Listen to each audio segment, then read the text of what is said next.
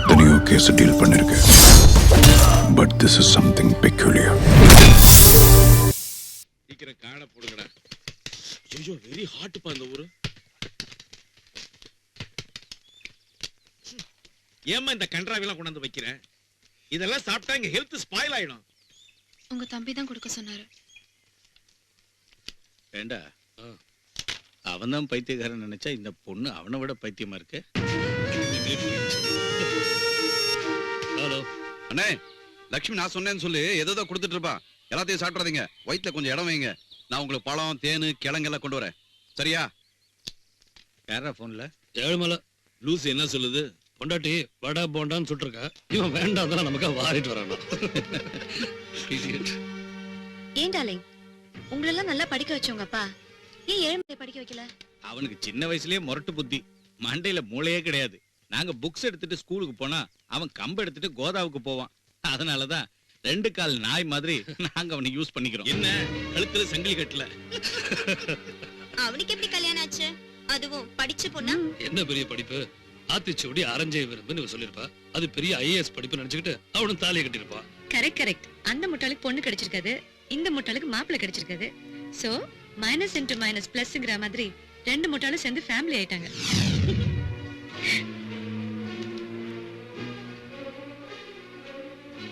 எல்லாம் சரிதான். செக்ஸ்ல ஏபிசிடி கூட தெரியாது இவன் குடும்பம் நடத்தி இப்ப அவன் பொண்டாட்டி கர்ப்பமா இருக்கிறது தான் உலக அதிசயம். எப்பா, இந்த விஷயத்தை கின்னஸ் புத்தகத்துல போட சொல்லுங்க.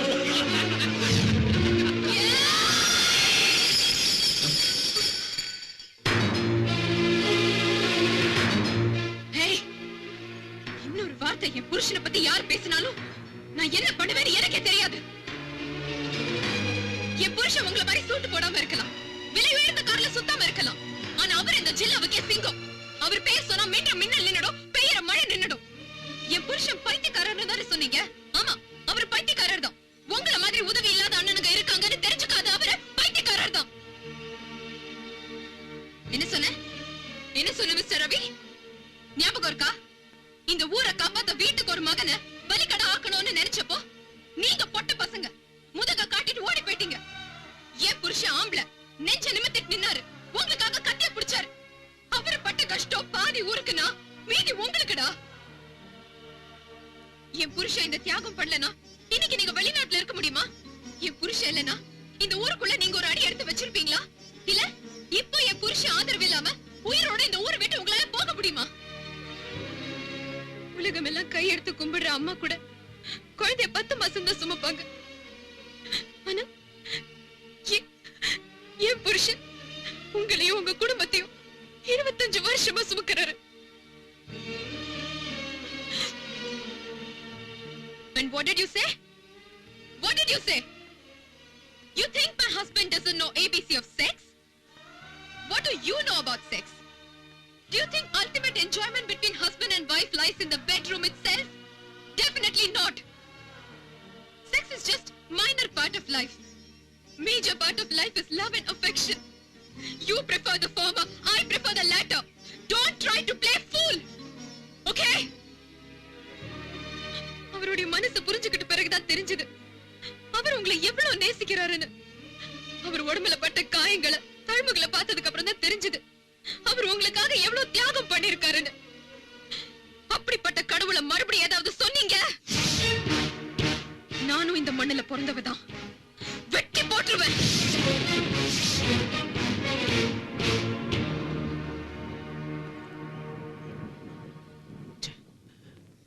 கேட்டீங்களாடா அவன் சொல்லிட்டு போறத? உங்க கால கழுவுன அந்த கையாலேயே உங்க எல்லாரையும் வெட்டி போட்டுருவேன்னு சொல்லிட்டு போறான். பொண்டாட்டிக்கு புருஷ மேல இருக்கிற மரியாதைன்னா அது. இப்ப அவ தெரிஞ்சுக்குங்க, உங்க பொண்டாட்டிகளுக்கு உங்க மேல இருக்கிறது மரியாதையா இல்ல பொம்பளைங்க அதிகாரமான்னு. நீங்கெல்லாம் இன்னைக்கு கோட்டு சூட்டு போட்டுக்கிட்டு நுனி நாக்குல இங்கிலீஷ் பேசிக்கிட்டு ஏறனா ஏறப்பலாம் இறங்கினா கப்பல் அனுபவிக்கிறீங்களே, இதெல்லாம் ஏழுமலை உங்களுக்கு உழைச்சு போட்ட பிச்சடா. சொத்தை பிரிச்சாலும் சொந்தத்தை பிரிக்க கூடாது, எதை மறந்தாலும் நன்றியை மறக்க கூடாது. என்னன்றி கொன்றார்க்கும் உய்வுண்டாம் உய்வில்லை, செய் நன்றி கொண்ட மகற்கு. இதெல்லாம் உங்களுக்கு எங்க தெரிய போகுது? போங்கடா போங்க.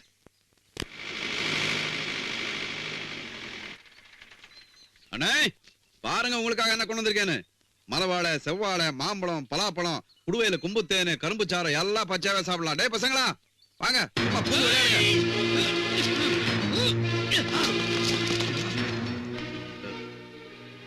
என்னண்ணே என்னாச்சு?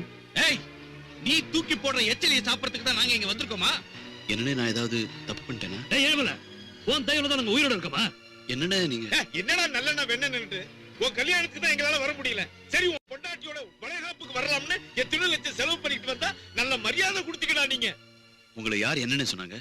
உங்க அண்ணனுங்க பொட்ட பசங்களா? யார் சொன்னா? உன் பொண்டாட்டி தான். அது மட்டும் இல்ல, உன் அண்ணனுங்களே வெட்டி போட்டுருவாளா? லக்ஷ்மி வாங்க. என் அண்ணங்களை பார்த்து என்ன சொன்னேன்? அவங்க என்ன சொன்னாங்கன்னு நீ என்ன சொன்ன? அவங்கள வெட்டுவேன்னு சொன்னியா? சொல்லு. ஆமா. ஏழுமலை, நியாயத்தையும் தர்மத்தையும் காப்பாத்துற நீ எப்படி நடந்துக்கிற? வாய் மயிருமா இருக்கிற பொண்ணுகிட்ட போய் உன் முரட்டுத்தனத்தை காட்டுறிய? என்ன மனுஷன் நீ? அவ என்ன பேச்சு பேசிருக்க தெரியுமாப்பா? சூடு சொரண இருக்கிற ஒரு பொண்ணு என்ன பேசுவாளோ அதான் பேசிருக்கா. இந்த சமாதானம் எனக்கு வேண்டாம். முதல்ல அண்ணா அண்ணி காலைல விழுந்து மன்னிப்பு கேட்கட்டும். மன்னிப்பு கேள்றி. பாத பூஜை பண்ண எனக்கு மன்னிப்பு கேட்கறது ஒன்றும் பெரிய விஷயம் இல்ல. ஆனா அதுக்கு முன்னாடி அவங்க எல்லாரும் உங்க கால்ல விழுந்து மன்னிப்பு கேட்கணும். என்ன திமிரடி உனக்கு? டேய் நிறுத்துடா. ஒரு வார்த்தை தப்பா பேசுன லட்சுமியை மன்னிப்பு கேட்க சொல்றீங்க. நானும் தான் 1000 வார்த்தை தப்பா பேசுனேன். அதுக்காக உங்க அண்ணா கால்ல விழுந்து மன்னிப்பு கேட்கணுமா? என்ன பாருங்க, செருப்புக்கு தலப்பாக்கட்டுக்கு வித்தியாசம் நம்ம பேசிட்டு இருக்கீங்க. நீங்க பெரியவங்க, எங்களை திட்டுற உரிமை அடிக்கிற உரிமை உங்களுக்கு இருக்கு. ஆனா இவ யாரு? ஏழுமலை, அப்பா இந்த நிமிஷத்துல இவளுக்கு எனக்கு எந்த உறவும் இல்ல. இனிமே நீ இந்த வீட்டுல இருக்க கூடாது. வெளியே போ. போடி வெளியில போ. வெளியில போ.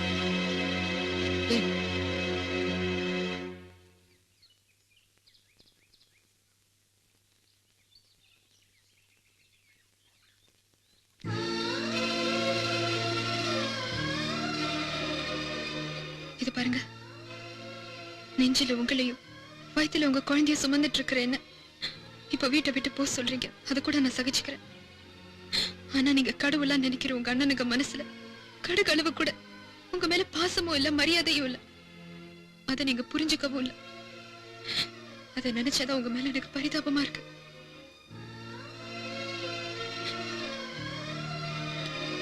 டேய் ஏழுமலை, பாவுண்டா லட்சுமி கூப்பிடுற. டேய்